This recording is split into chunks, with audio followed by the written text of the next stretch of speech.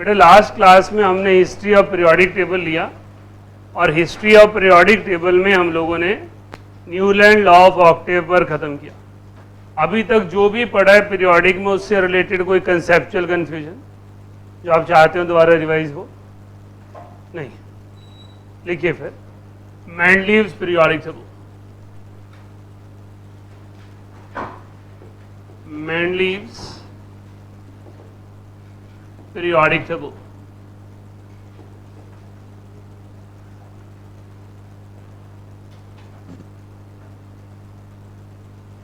बेटा Mendeleev periodic table historically most successful periodic table है। Modern periodic table को Mendeleev periodic table की extension की फॉर्म में पढ़ा जाता है। जो मेंडलीव ने पीरियोडिक टेबल अरेंज किया उसी को हमने एक्सपेंड किया और हमने अलग अलग कैटेगरीज में उसे क्लासीफाई कर दिया, ग्रुप, पीरियड और ब्लॉक।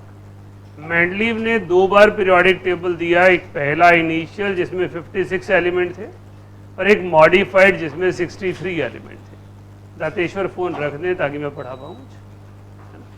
तो हमारे पास मॉडर्न पीरियोडिक टेबल में हमारे पास 18 ग्रुप्स हैं और सभी एलिमेंट क्लासिफाइड हैं, कॉन्फ़िगरेशन बेस पर है।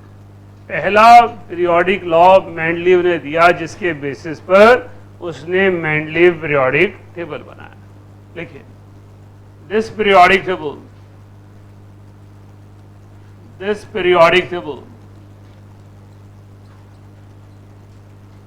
was based on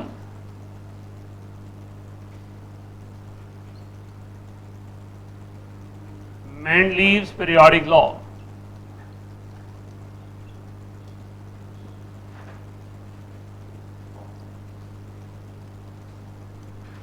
According to it, chemical and physical properties of elements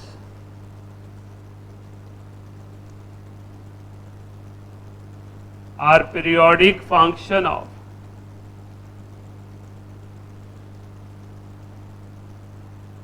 mass number।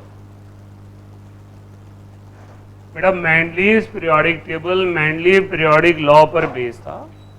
First periodic law जो आया that is called Mendeleev's periodic law. उसने कहा जितनी भी प्रॉपर्टीज हैं एलिमेंट्स की वो मास नंबर पर बेस्ड हैं। क्या आप बता सकते हैं मॉडर्न पीरियोडिक लॉ और मेंडलीव में क्या फर्क है?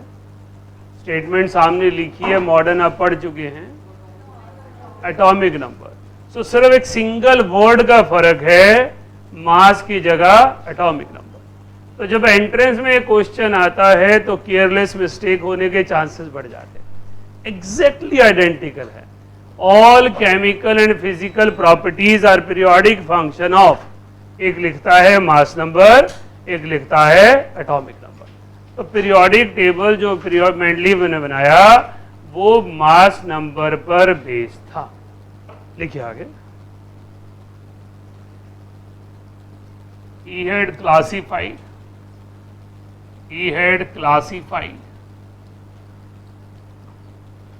elements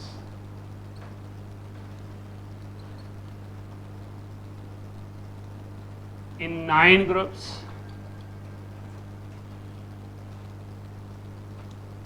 and 6 periods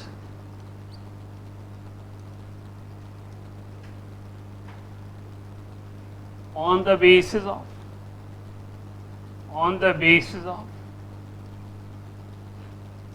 their valency with respect to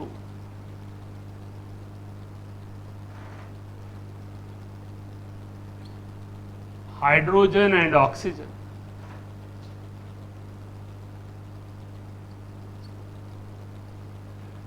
बेटा history of modern periodic table आपके एकेडमिक सिलेबस में नहीं है, कंपैटिटिव सिलेबस में है। Mendeleev periodic table modern periodic table का बहुत सारा रिजेम्बलेंस शो करता है, तो ज़्यादातर क्वेश्चन रिलेटिव वर्ड पर आते हैं। मेंडलीव और मॉडर्न में कॉमन क्या है या मेंडलीव और मॉडर्न में डिफरेंट क्या है? तो मेंडलीव पीरियोडिक टेबल जो है वो फर्स्ट सक्सेसफुल डिस्क्रिप्टिव मॉडल था, राइट, जहां पर जितने एलिमेंट जाने जाते थे वो सारे क्लासिफाइड थे। तो इसने कितने ग्रुप बनाए? 9 ग्रुप। मॉडर्न पीरियोडिक टेबल में कितने हैं? 18 ग्रुप्स। कितने पीरियड लिखे इसने? 6 पीरियड। अभी कितने पीरियड हैं? 7 period. So that should be known to you. कौन सी चीज इस क्लासिफिकेशन में मिस्ड है? ब्लॉक्स। मेंडलीव पीरियोडिक टेबल में ब्लॉक के लिए कोई जगह नहीं थी, क्योंकि उसने कॉन्फ़िगरेशन के बेस पर एलिमेंट को अरेंज ही नहीं किया। उसने तो एलिमेंट्स को अरेंज किया on the basis of their valency with respect to hydrogen and oxygen. यहां से एक थॉटफुल स्टूडेंट एक और वर्ड कैरी करता है कि ओल्डेस्ट टाइम से, जब से केमिस्ट्री बनी, साइंटिस्ट को हाइड्राइड और ऑक्साइड पता है। साइंटिस्ट को एलिमेंट के reaction with respect to hydrogen और विद रिस्पेक्ट टू ऑक्सीजन पता है। तो डिमिट्री मेंडलीव ने जब मेंडलीव पीरियोडिक टेबल दिया तो उसने बेस बनाया valency with respect to hydrogen and valency with respect to oxygen. लिखिए आगे। noble gases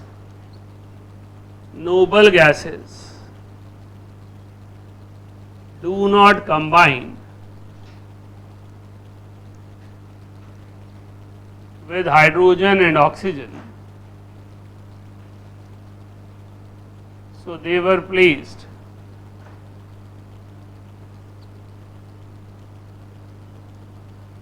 in zero group. Mendeleev ने कहा क्योंकि ये रिएक्ट ही नहीं कर रहे तो वैलेंसी जीरो, तो वैलेंसी जीरो मतलब जीरो ग्रुप। तो जितने एलिमेंट्स उसने स्टडी किए उसमें नोबल गैसेस रिएक्ट नहीं कर रही तो उसे जीरो ग्रुप में रख दिया। तो 9 ग्रुप में से एक ग्रुप कौन सा है? Zero group. लिखिए आगे।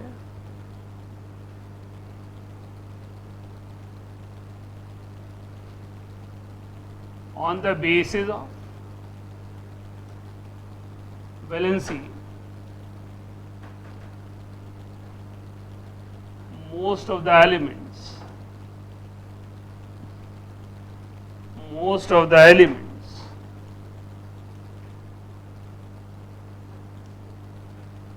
were placed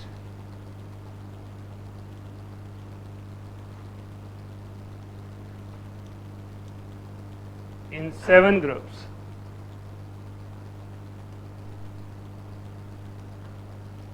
All these groups have subgroups A and B.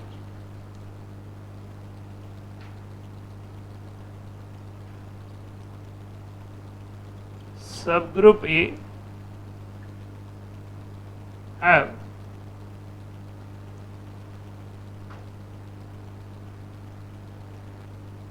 reactive elements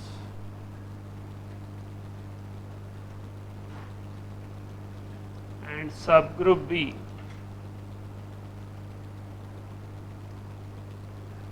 have less reactive elements.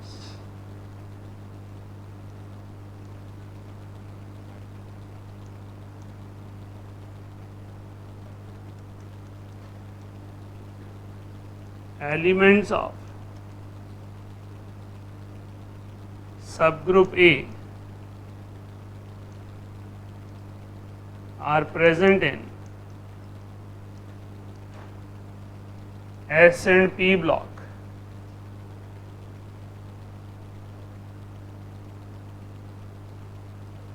They are known as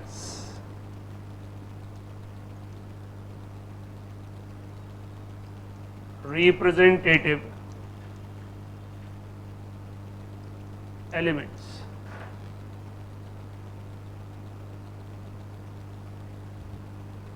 So modern periodic table में जो एलिमेंट सब ग्रुप ए में थे मेंडलीव में, वो सारे एस और पी ब्लॉक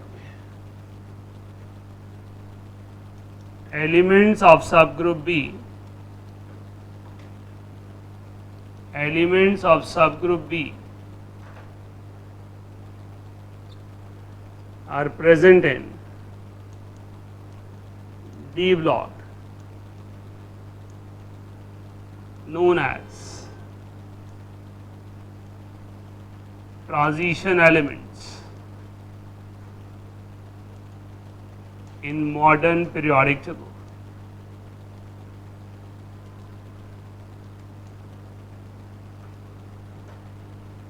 तो मेंडलीव के जो सब ग्रुप्स हैं वो कहाँ तक डिवाइडेड हैं? 7 तक। 0 ग्रुप में कौन है? Noble gases. 1 to 7 में कौन से हैं? Most of the elements. जो एलिमेंट वो क्लासीफाई नहीं कर पाए, जिनकी वैलेंसी फिक्स नहीं आ रही थी, वैरायटी ऑफ फीचर शो कर रहे थे, उन सबको उठाकर 8th ग्रुप में डाल दिया। सो टोटल ग्रुप कितने हो गए? 9। Out of 9 groups which group were not divided in A and B? 0 and 8। ये आपका एंट्रेंस का क्वेश्चन बनता है। मेंडलीव पीरियोडिक टेबल में most of the groups were divided in sub groups A and B. Which groups were not divided in A and B? Answer is 0 and 8। तो आपके पास 0 और 8 group को किसी सब ग्रुप में डिवाइड नहीं किया। तो जब मेंडलीव ने स्टडी किया, अभी साथ साथ लिखना मत, पहले समझ लो, उन्होंने देखा कि valency with respect to hydrogen इस तरह से वेरी कर रही है।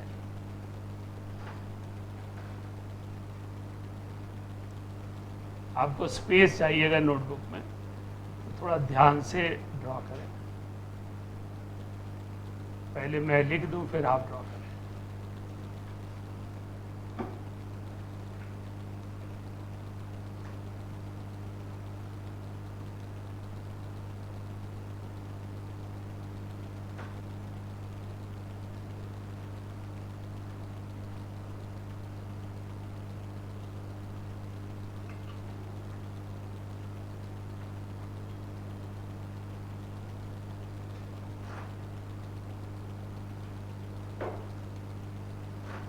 हमारे पास ये ग्रुप सब ग्रुप, ये ग्रुप 1 2 3 4 5 6 7।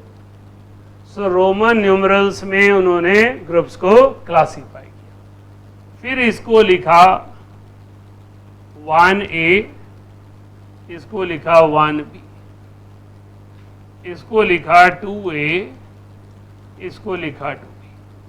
आगे ऐसे ही चलता रहा, मैं आगे लिखने की जरूरत नहीं, हम तो सिर्फ अपने आइडिया के लिए लिख रहे हैं भाई। फिर यहां पर उन्होंने प्लेस किया 0 ग्रुप, जिसमें हमारे पास नोबल गैसेस आ गई, helium, neon, argon, krypton. 1A में आया हमारे पास lithium, sodium, potassium, rubidium, caesium. 1B में आया हमारे पास कॉपर, सिल्वर, गुड। जब मेंडलीव ने ये काम किया तो सब साइंटिफिक वर्ल्ड ने कहा 1 में आपने 2 कॉन्ट्रास्टिंग एलिमेंट फिट कर दिए, ये मोस्ट रिएक्टिव एक्सप्लोसिव एलिमेंट्स, ये लीस्ट रिएक्टिव एसिड में भी फर्क ना डाले, राइट। तो दोनों की कॉन्ट्रास्टिंग डिफरेंस हैं।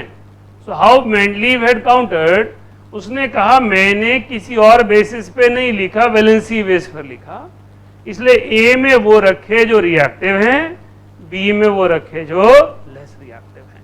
इसीलिए आपके पास ए में रिएक्टिव एलिमेंट है सारे के सारे में, और बी में लेस रिएक्टिव है। 2A में आ गया beryllium, magnesium, calcium, strontium, barium. 2B में आ गया जिंक, कैडमियम, ऐसे ऐसे एलिमेंट चलते गए और लास्ट में 8th ग्रुप आया। 8th ग्रुप में उन्होंने लिखे आयरन, निकल, कोबाल्ट। तो उनको ये समझ में नहीं आया कि इनकी कोई स्पेशल वैलेंसी नहीं आ रही, कोई ट्रेंड नहीं आ रहा, और वो एक टाइप का कंपाउंड नहीं बना रहे, वैरायटी ऑफ ऑक्साइड बना रहे। इसलिए उन्होंने जो बच गए एलिमेंट वो 8 में डाल दिए। क्लियर हो गया? सो हमने इसको पूरे को फिल नहीं किया, हमसे कोई उम्मीद नहीं कर रहा कि हम याद रखें, सिर्फ अपने आइडिया के लिए हमने इनको इस ढंग से प्लेस किया। नोट करें।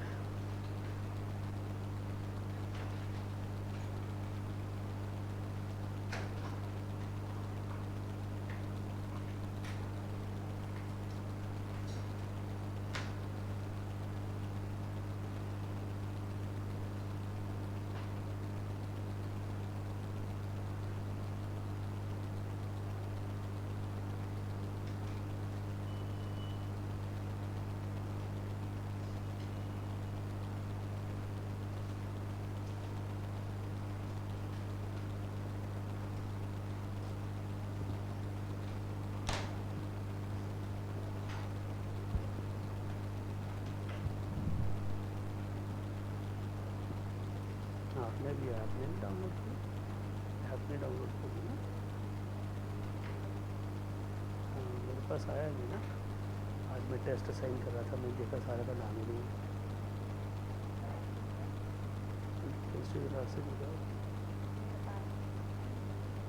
नहीं। आप डाउनलोड कर चुके हैं, आपका लोगो दिख रहा होगा। अच्छा, आपने और जी कोड नहीं डाला ना, माई इंस्टीट्यूट में होगा।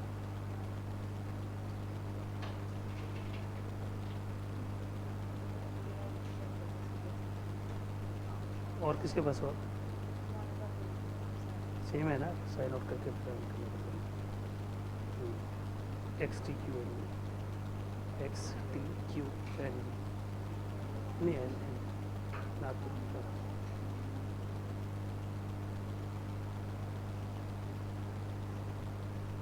नोट कर लिया आपने?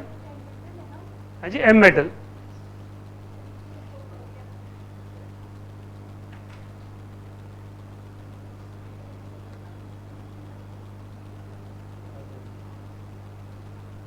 आगे का बाद में कर लीजिए ना, ठीक है।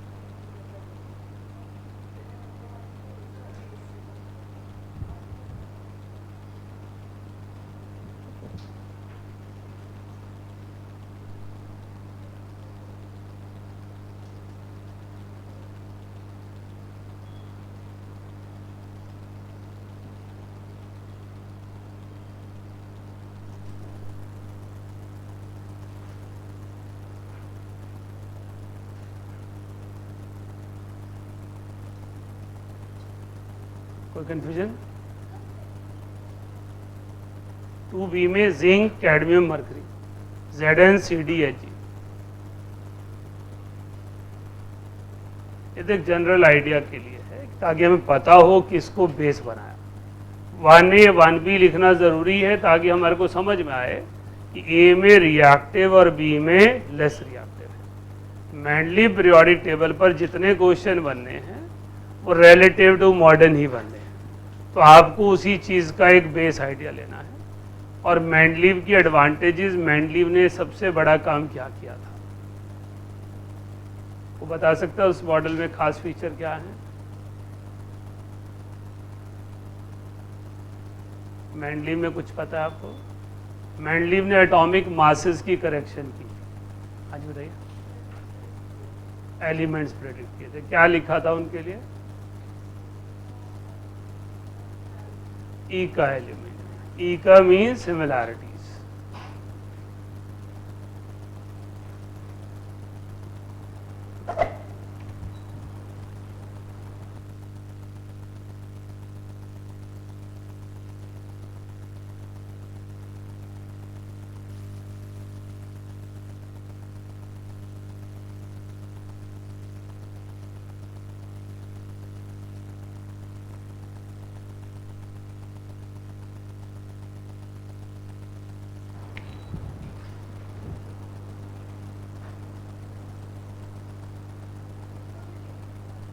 हाँ जी, मैग्नीशियम BeMgCaSrB है।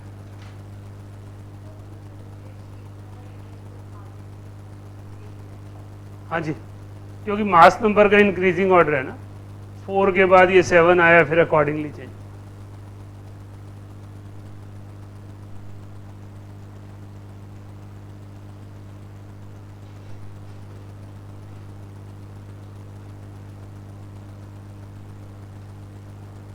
लिखिए, आ गया?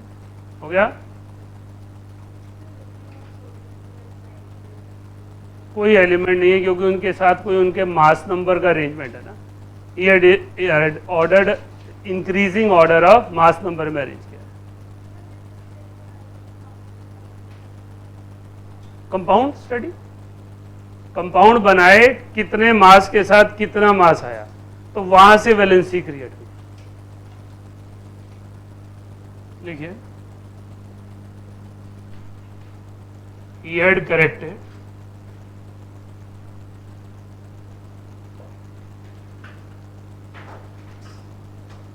mass numbers of beryllium and gold। हाँ जी, मैंडलीव पे he had left vacant spaces for certain elements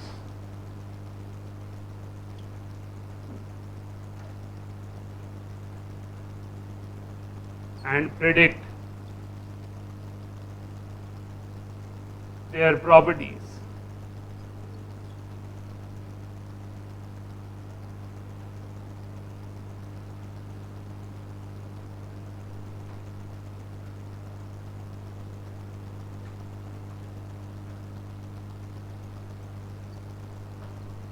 For example,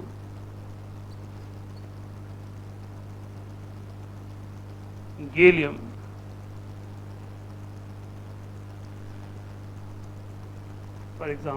he had left space for gallium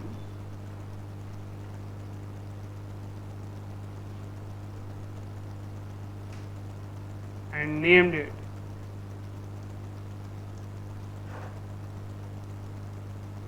Eka aluminium, that is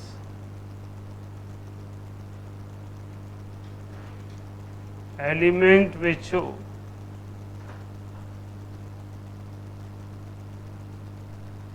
similarity with aluminium. ये चीज entrance में सबसे ज्यादा use की जाती है, ईका वर्ड। ईका वर्ड के साथ वो कुछ भी लगा देते हैं, वो जरूरी नहीं है कि वो मैंडलीव पीरियोडिक टेबल का पार्ट हो। कोई वर्ड जो समझ ना आया, क्लियर है? तो आपके पास जैसे ऑक्सीजन फैमिली है, सबसे ऊपर कौन है? Oxygen, sulphur, selenium, tellurium, polonium. तो एग्जामिनर कह सकता है कि अगर मैं एलिमेंट का नाम ईका सेलेनियम लिखता हूं तो मैं कौन सा एलिमेंट लिख रहा हूं?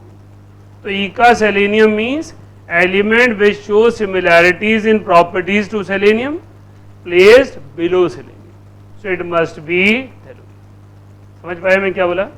अब मेरे पास अगर जिंक, जिंक के नीचे कैडमियम, कैडमियम के नीचे मरकरी है, मैं मेंडलीव का सिस्टम फॉलो करना चाहता हूं तो मैंने यहां लिख दिया ईका जिंक। दैट मीन्स जो एलिमेंट यहां पर प्लेस होगा उसकी प्रॉपर्टीज जिंक के जैसी सेम होंगी।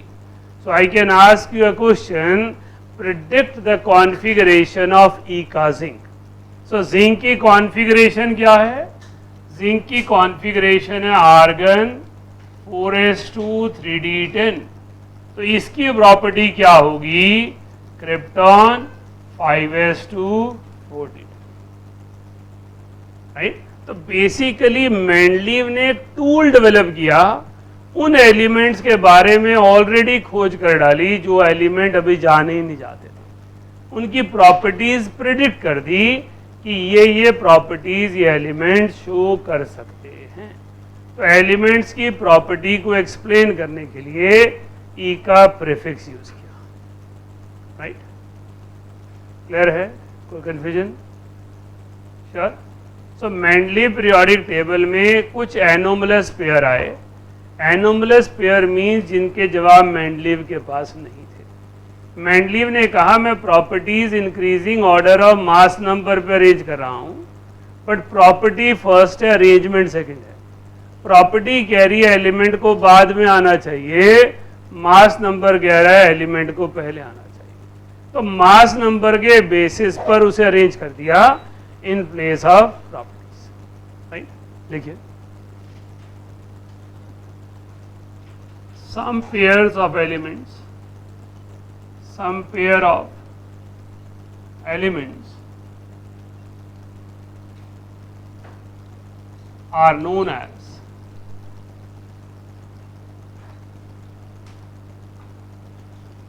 anomalous pairs.